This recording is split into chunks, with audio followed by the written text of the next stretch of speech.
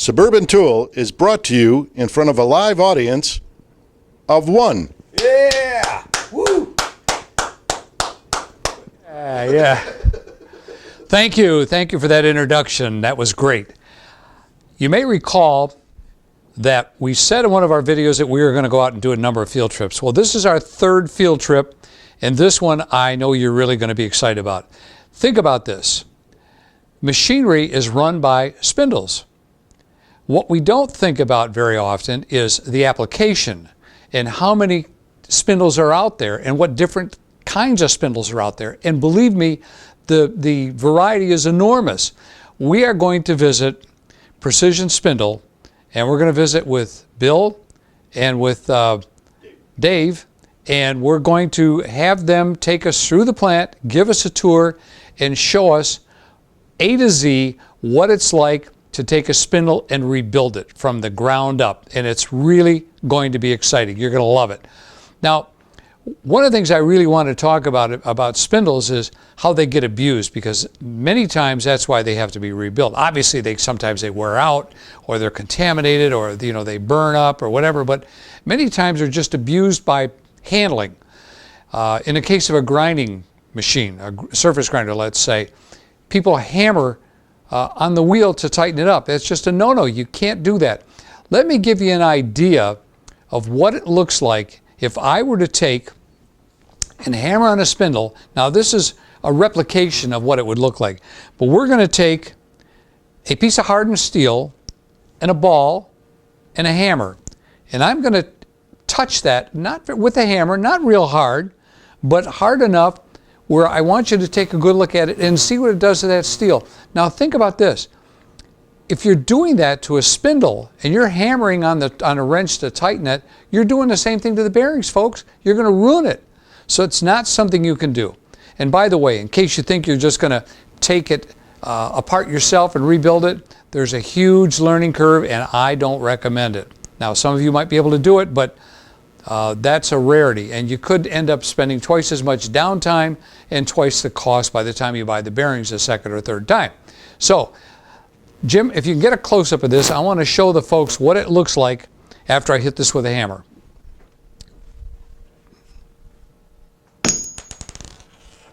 All right, there we go. Now, I can see a mark in there. Jim, if you can get up here close enough.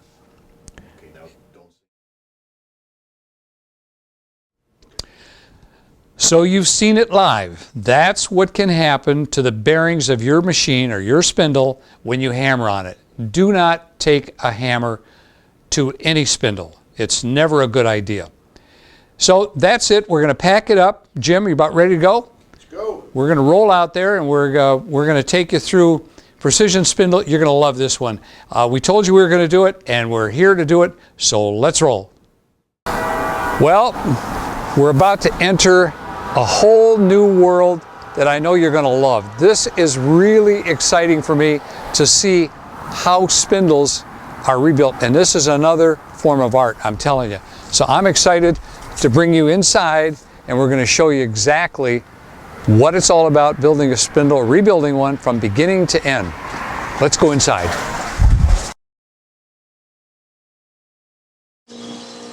Hi, Don. Hey, Dave. Good to see you. Good to see you, man. Glad you could join us here today. Thank you for having us. We really appreciate it. It is a pleasure for us also. This is awesome, man. I mean, we're really excited about you showing us around. And I mean, I remember this business back when I was at a company called Dama Tool and Gauge a lot of years ago when I was in training.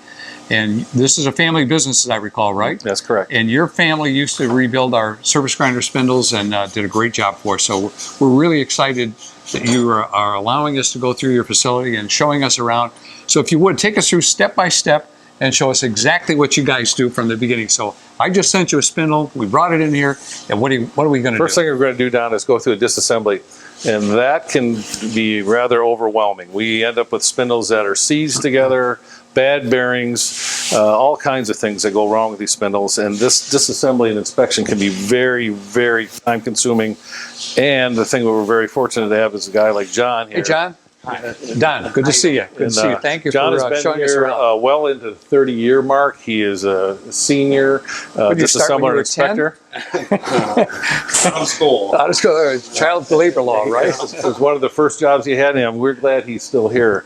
John goes through a complete disassembly, and as he's disassembling these spindles, he's observing damaged components, part of the preliminary disassembly, and he's also got a mindset to take a look at what we're going to have to do as far as a final inspection prior to making a determination what it's going to take to get these spindles back up and running. So let me ask you, what's wrong with this bearing? It's Nothing. Looks good to me. That is the rear bearing, and you can see that it's been completely Ooh, destroyed. it smells burnt. A lot of times these spindles are run at top speeds and RPMs, or Man. there's an out of balance condition, and those things need to be addressed as part of the final assembly and the run-in procedure. But as you can see, the rear bearings failed on this, and then you've got the front bearing complement that looks still pretty good. Is this the shaft for it? That is the spindle shaft, And that's the housing, that's I the take it? housing board. And you can see that these housings are in pretty rough shape. They were obviously using a synthetic cutting fluid, and Contamination got in the bearing. contamination more than likely. You can see in the rear bearing cap Yep. the residue that probably got in through the back end of the spindle. Wow. So this is what you do. You start here and take it apart, and then you assess it as far as what, is that something you write up a report or Yes, I do a job ticket. the job ticket on it? So, Yeah. oh yeah, and I think, didn't you say something to me earlier about if the spindle's been repaired before and all of that, you want to maybe... Yeah, we keep a full history on our customer base, and a lot of our customer base over the 70 years that we've been in business have sent many, many spindles in, and we keep a full history of the spindle and what we had done to it previously. A lot of times there'll be a history of rear bearing failure, maybe 2 or 3 times over a 10-year period. What allows us to do is inform the customer that they really do need to take a close look at what is going on in the machine tool. Is there shrouding not protecting it, or is there just airborne contaminants that are causing these failures, excessive belt tension, out of balance condition? So it allows us to inform the customer a little bit more, like in the history of the spindle that you were so kind to send us, that we had looked at since we ought to talk about that. 94, I think was the last time we saw that, and so that got a nice run on it. Hey, Jim, yeah, we had a spindle here. I didn't even know we sent it over. That We got one right that's there. over here to be rebuilt. So You get a chance to take a shot of that. We can show everybody that some of the different types of spindles that they work on, which I guess this isn't one of the biggest ones, but it's fairly good it's size. very good size, and I think, as discussed with a previous scraping house, the iron of these machine tool spindles, there's nothing comparable in the U.S. market or off market available today. Yeah. And that allows these to be rebuilt time and time again, another 20, 30 years easily on the rebuild of the spindle. So Jim, John, you're gonna take this apart, right? Yes. Now, make sure that you don't replace bearings in there that don't need to be replaced, right? Right. Okay. Oh, you guys have always done a great job for us. Well, so we you guys appreciate are a that. terrific house. So, all right. So where would we go from here now? Once John has this disassembled, he previously has cleaned the shaft up. You can imagine the condition of these bearings and what condition Yeah. that shaft was. Before we take it in to check runouts, taper, things of that nature, we do go through a pre-cleaning. And same with the bores. The bores will be wiped out and cleaned. We won't necessarily take care of this contamination just yet. We're more concerned about the geometry, bore-to-bore alignment, and bore sizing and shoulder squareness. So John would take this shaft. Why don't we do that right now? And we'd go into the inspection room. And, All right. and then John would Let's go. check it out. So you're looking for an out-of-round condition. We're looking at any out-of-round condition we might find, shoulder squareness. As you can see, this shaft is in extremely good condition, less than a 10th run out, and that's over the full length of the journal. This is obviously there was a bearing failure, but what's nice about that, supposedly, or right now, we know there's no damage in the front shaft journal area. Now John's going to have to check out the rear. That's where those bearings failed, and hopefully it was just a bearing failure. It didn't take the shaft with it. That also has less than 1/10. This customer is very, very fortunate that there wasn't additional damage. Things like the pulley journal also have to be inspected. We talked about balance earlier. It's also critical that everything on the shaft concentrically is all in good shape. Looks great. I love this one. You got to get a shot of that spindle, Jim, when you get a chance. Before and after. I'm glad, Jim, you're looking at that one because that had to be extracted out of a 50 taper vertical machining center. As you can see, it broke off in the ID of the taper. What a crash that was. Can you imagine the sound of a 2-inch or 3-inch diameter chunk of steel breaking it? I'm glad it wasn't me operating that machine. I'll bet the operator's out looking for a job. More than likely. That's where we're headed next, is the machine shop, and take a look at what we do there. Let's roll. So, Dave, take us over here and show us what's on this bench and what's this bench all about. The shaft components that you're seeing right here, these jobs have been approved and authorized for repair. And each and every job, like we just looked at with John inspecting them, has damage or needs something that needs to be done, bearing replacement or things of that nature. These shafts in particular and these repairs have had extreme damage either to the drive keys in the front, rear drive keys in the rear, contact ball areas, a wide variety of things that are damaged. Wow, so this has all been filled with weld, so you're going to bring it back to the original size. Is that the idea? Yeah, and this is hard weld, and it takes quite a bit to deal with hard weld because you've got to worry about porosity, you've got to worry about pocketing. So on some occasions, they might have to go back to weld more than one time. We will rough machine this, start to look at it, then we'll get into the grinding aspects, and if we see a pocket or a porosity hole, then we send it back to weld and they fill those in and we start working it down. But considering having to replace the whole spindle, that's a whole lot cheaper, right? Economically, and faster. Economically, absolutely, and the availability of new ones, that's where Don, that's where we run into problems. Yeah. There are not all spindles readily available. There are some. You just don't go to the spindle store and buy one, right? No, you're not going to any spindle stores, that's for sure. So this table right here is pretty much weldments. This table that we're going to look at next, these are areas that have to be undercut, chromed, hard chrome plate, and then reground. And I see some of these are marked hot, very hot, and so forth. Extremely hot. So you're juggling all the time, right? Well, what's nice is, being that we're full-faceted and we have a full-faceted machine shop, we can make those changes here very, very quickly. We're not limiting ourselves to someone else's grinding. So you're quick on your feet. Allows us to turn the product over very, very quickly. Hard chrome. Hard chrome. Yes. So you grind it undersize. We like 5 to 7 thousandths. We like to have it plated. That way we don't have flaking or we have adhesion issues.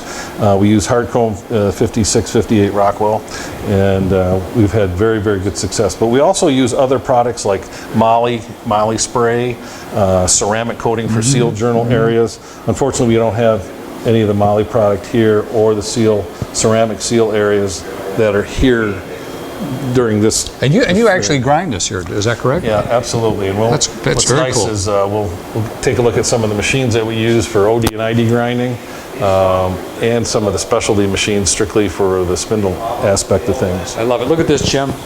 That's a spindle. That's a spindle. Yep. That's a little spindle. That's a spindle. And then you get into the very, very small, very, very high-speed Bryants and Healds. Like an ID grinder or something. ID grinder. You can see right here, I don't know if you can get a zoom right in on that, but this was a catastrophic wreck. Actually fractured the front of this shaft. We may have to cut this off, line bore it, put a new piece on the end, and start all over with the ID threads. You can fix that, yeah. Wow. Yep. Because the availability of these, due to our U.S. market and the availability of machine tools, is not so much anymore. Not so much anymore, that's for sure. All right, where do we go from here? Well, grinding department. There you go. That's how we grind it. The big job is getting it set up, getting it to run true. Is that correct? You got to put those bosses on the end, or what do you call it? Yeah. Yes. What do you call it? I just call them caps. Caps? Center caps on it? Center caps, we put the caps under to get the shaft to run through, because there's no centers on that shaft, right? Right. So you use those to get it to run through, and you got the screws in there to do the adjusting, and Yes. you got to run it within a couple of tenths, right? Yes. Beautiful. Couple of tenths. And what we're going to be qualifying here is that hollowed out keyway that needed to be welded. picking up this diameter, make sure it's running true, and then getting in here and actually grinding off the excessive weld before it can go into the machining department and have it recut with the keyway. And Great. that's how we do that. Okay, thank you. Thanks, Bill. Thanks, Bill. Very cool. We're going to talk to Glenn about machining. Okay. Yeah. What's the brass for? Duplicating these. One of our good customers has sent one of these over, and they can't. These are made in Italy, and the time delay and the cost of these are very, very, very expensive. And he asked me, "Can we fabricate these?" And having Glenn here and his knowledge of machining, I took on the project, doing 6 of them at a time. It's actually some sort of valve body, and honestly, I really don't know what it goes to, but we're just reduplicating a component. There you go. Component. Don't have to go to Italy. Don't have to go to Italy and keep it right here in the U.S. I'd rather go to Italy. All right, where do we go next? Show us how that works. What's Glenn come up with is the removal of the hand crank handle here, and he has designed a special adapter for driving this. Put it on the end of a DeWalt drill.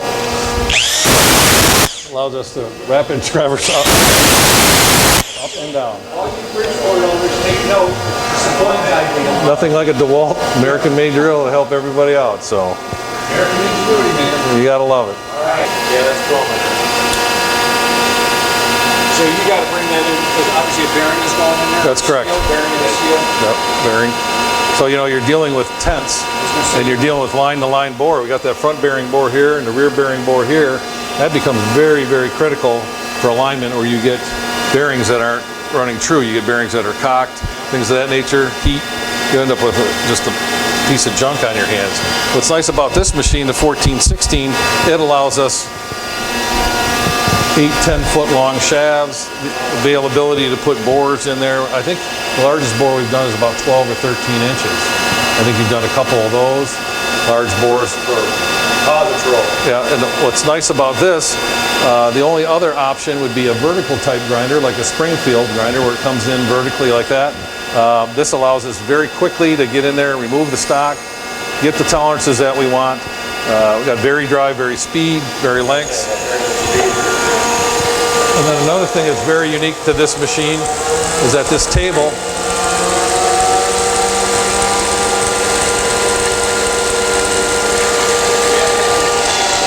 then it also allows us to swing on different angles. This whole table will swing, and it's got indicators on it. Allows us to control the taper, either 30, 40, or 50 taper, or a slight back angle. Say we want a nice feed-in angle or chamfer on these bores. This allows us to do this, and it's very rare. The only problem that I have with this is that if something goes wrong with it, we have to manufacture and fix it ourselves. We've brought in hydraulic experts that have worked with us, and we've been very fortunate. It's been pretty much bulletproof, other than a hydraulic pump unit we had, and it's been repaired. We're very happy with it. Yep. All right, thanks. Hey, thanks, Glenn. Yep. Okay, so Dave, how about you introducing us? This is my partner, Bill Foy. Hey, Bill. Hi, Dave. Nice to meet you. Good to see you, Bill. And I'd like him to take over from here. We're going to talk a little bit about processing once the components have been re-chromed and ground, weld bits have been taken care of, drive tangs, things of that nature all been taken care of. That's when it steps into this area, and it's all the processing. And I'd like Bill to take over from here to handle this and the assembly and the run-in procedures. It's been a pleasure. Yeah, thank you. Hey, hang on. We're not going to let you off the hook that easily. crap. So, Okay. Anyway, so Bill, kind of guide us through here. What happens in this area? What happens here is Robert and Kyle, they do all our processing for us. And basically what they're doing is they're taking the housings, the shafts, all the components that put the spindle back together, and making sure all our orifices are clear and clean. They're making sure all the threads are clean and clear, so we don't run into a problem. We go to put it together in the assembly room. So it varies from spindle to spindle. This unit here is an oil mist spindle. Has a reclassifier that distributes oil to the bearing. These all have to be very clean. Jim, show that to us. Jim can see that. Yep. A speck of dirt in there will take out the spindle. Oh, yeah, I can see that. So that's pretty much So what this our is kind guys of do. the cleanup area. We This get it is- ready here for assembly. So from here, you go into the assembly area, I would assume. Is that the idea? That's the next step. After the guys get them all cleaned up, These we're are ready all to the go. different job tickets and, you know. Yep, this is the same job ticket. It came in when it came in the door, and it Follows all follows the the way job all the way through. Everything back here is approved to be built. Well, you know, when we think about spindles, I don't think about such a variety of spindles, I'll tell you. It's incredible, from lathe spindles to flute grinders out of Australian machines to Japanese machine centers. So Pretty incredible. a And lot of hot. stuff. A lot of these jobs are hot, right? most of the time, that's usually what we run into. They don't have time with a machine down. Hot. The luxury. All right, Bill. So here we are. We're in the final assembly area, right? Yes, this And, is. give us an idea what goes on in this room. Yeah, well, this is where everything that's been done out there all comes together. Rick and John and myself do the assembly. We are also the guys who get into spacer squareness and offsets if we need them, whatever it takes to put the spindle together for the best application or best spindle for the application. So yeah, this is where all the tricks come out. Yeah, because you've got to have the loads right and all of that, right? And this is Yeah. where the bearings are. You keep the bearings in here, I guess, or you assign yes, them to it? we keep actually quite a inventory of bearings in stock, I would think. and it's always changing because our spindle requirements always change Sure. our repair stuff. So this is all part of this assembly, is that correct? Yeah, this is the bearing stack up that's going to go onto this shaft that's going into this housing. This is a CNC lathe spindle. Wow, great And- stuff. Yeah, it's you know, these are the bearings that'll take the end truss, and Wow. then the tool end and the pulley end takes a tapered bore cylindrical roller bearing. These are all P4 ISO P4 rated bearings, And, which is low RPM. this one's fairly low. It's only 1800. Okay. But we also do other spindles, like John's building a spindle right there. That one is a vertical 40 taper milling machine or CNC machine, and that runs 8,000. Rick, I don't know if he still is, but he's building a spindle that runs 10,000. Our spindle speed can run anywhere for us from 100 RPM all the way up to 120,000 RPM. Wow, pretty cool. So, we were talking earlier about somebody that bought a surface grinder and has it in his garage at home, and he decides that, well, the spindle's a little noisy, so I'm going to take it apart and rebuild it. Recommend that he No. does that? No, I don't think so. No. A lot of tricks of the trade. There are a ton, and there's a lot of ways to damage bearings. Brand new bearings can be damaged quite easily if you're not familiar You with start hammering on the outside race and you damage it. In fact, I remember at one time I took a ball on a race and the hammer just tapped it and actually put a dent in the metal, right? Because one material is harder than the other, and something's going to give. Absolutely. And then that's where you're going to get noise. So all I can tell you, do it yourself, or just don't try to do that at home. Leave that to the pros because they know all the tricks of the trade, right? Yeah, I would recommend that. Okay. Alrighty. So now from here, we go to We go to run-in. Every spindle we build goes through a run-in process. The synthetic greases that we use now all have to be channeled in and run in, and we do that in our run-in beautiful. room. Well, let's go over there and take a look at that. Okay. All right, so now we're in the running room, right, Bill? Yes. Give us an idea what happens here. Well, this is just what it kind of explains itself. Every spindle we build has to be run in.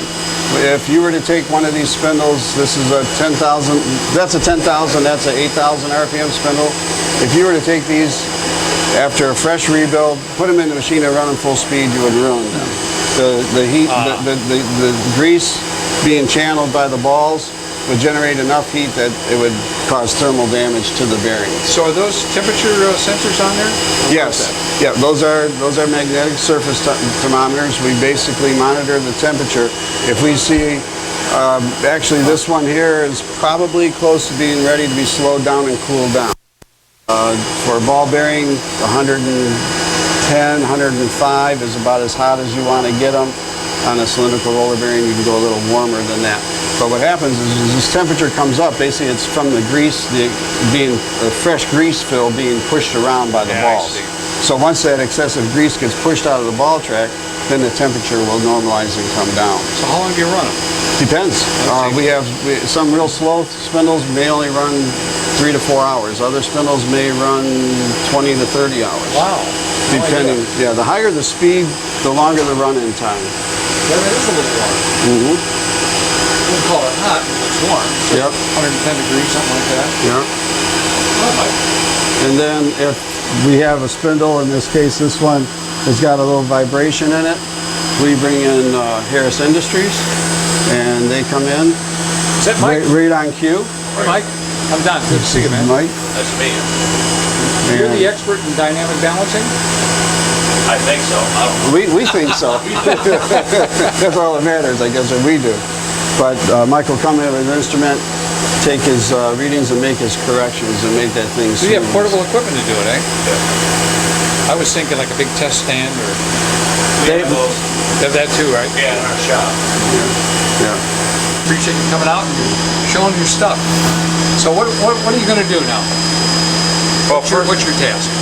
well, my task is to make it run smooth. So, I have to go through a process of putting trial weights on, and then the instrument gives you the amount and the angle, and I correct accordingly. So, So it does that just by those sensors.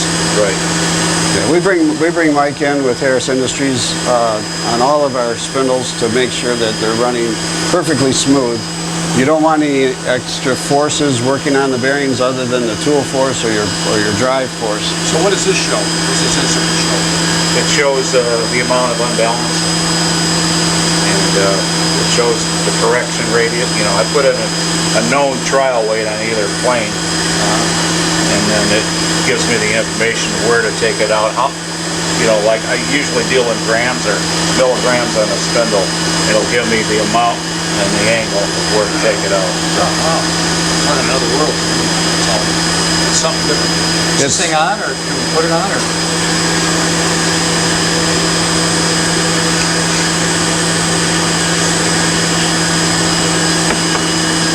But it is equally important to do this as it is all the other things that we do to build a spindle. If you put a spindle out that's vibrating, it'll beat itself to death, and your customer obviously isn't going to be too fond of his machine bouncing. I don't have a reference mark on there now. This picks up the speed, photocell. Yeah. I got to put a mark on there, a piece of reflective tape to pick up, and then it'll read here inches per second, and the angle of the unbalance. I see. Well, since I don't have a mark on the shaft, it's not picking up the speed, so you're not going to get any information. But anyway, that's the concept. Right. And then if we have an imbalance now, how do you correct that? Well, depending on what it is, though. Sometimes they have a ring on there with set screws, holes where you can fill. I see. Or depending on what I'm working on, I do a lot of big fans and stuff where I wall weights on. Or grind. Big stuff, not our stuff. Anything, imagine. Wow. And most of it's portable then. Well, on site it is, but in our shop, we have to have balance stands where you set the part in and drive it either with a belt or an end drive on the shaft. Like I said, this is all another world. Yeah. And, This is great. A lot of pieces to it. And we can balance the shaft beforehand before they assemble it. We get it down close. So when they reassemble it, it's somewhat close, and sometimes you have to come in and fine tune it. That's why I come over. So you send the shaft out. Yes. We'll do a pre-balance on the shaft before assembly, especially on the real high speed, high freak spindles that'll run 50, 60, 90,000 RPMs. A lot of things, they re-chrome the journal so it throws the center line off from the original balance. So Mike does all that stuff there, and then you come back here and say, well, this is the final touch. yeah, that's the bad part. We put Mike in a bad position because he's the last step. See, a lot of this stuff, you'll have just the spindle itself, and then it'll have two nuts on it. Well, those nuts aren't exactly, balanced. Yeah, because there's some slop in the thread, so that can move a little bit back and forth. Yeah, it causes some imbalance. Well, like we said earlier, this is another world, man. Mike, appreciate you coming out. It doesn't take a whole lot to make these vibrate. I mean, we're talking milligrams, and there's 1,000 milligrams in a gram, so I might take out maybe 100 milligrams. 1,000 milligrams in a gram. Now that's how close we can read it. Wow. I'm familiar with the gram, I'll tell you that, so 1,000. Right. Yeah. Man. But that's how touchy these are. Well, especially when they run at the speed they're running at. Anyway, thanks again, it's been great, really informative. I appreciate you coming out and showing. So Awesome.